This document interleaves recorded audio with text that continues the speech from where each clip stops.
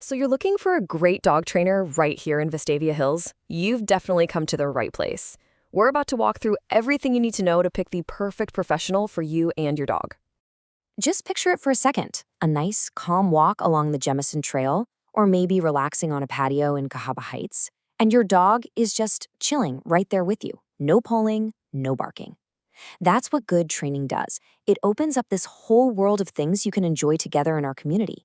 All right, so here's our game plan. First, we'll cover what to look for in a trainer. Then, we'll get into the different kinds of programs and what they usually cost. After that, we'll give you the key questions you should be asking, and we'll finish up with some local rules and resources you'll want to know about. Okay, first things first, let's talk about the foundation of any good trainer, their approach to training, and their qualifications. This is so important for making sure you find someone whose methods are a good fit for you and your dog. You're going to hear this term a lot, and for good reason. Positive reinforcement is really the standard in modern dog training. Basically, instead of correcting your dog for doing something wrong, you reward them for doing something right. It's a really effective, kind way to train that builds an incredible bond of trust. Now, when you start looking at a trainer's credentials, it can feel like you're staring at a bowl of alphabet soup. Honestly, the easiest way to think about it is this. Some of these, like the CPTTK, are for trainers who are great with general skills and puppies.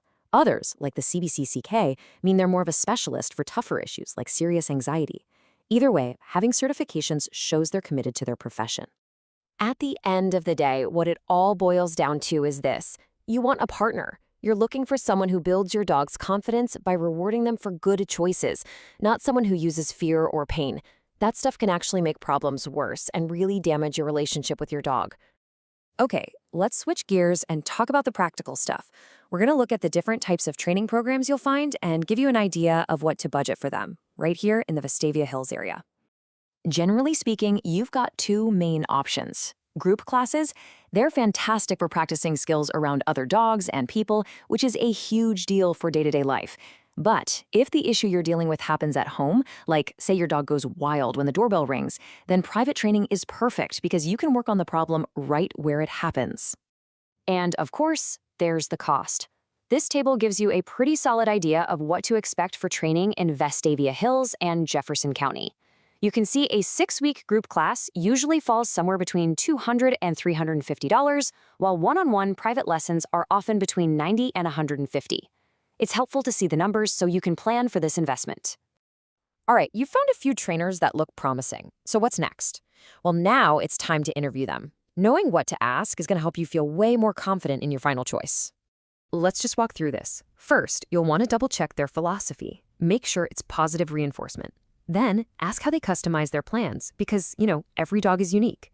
Ask them what they'd recommend for your goals, how you'll both know you're making progress, and of course, get a clear breakdown of all the fees and their cancellation policy. It's just about making sure everyone's on the same page. Okay, let's bring it all back home.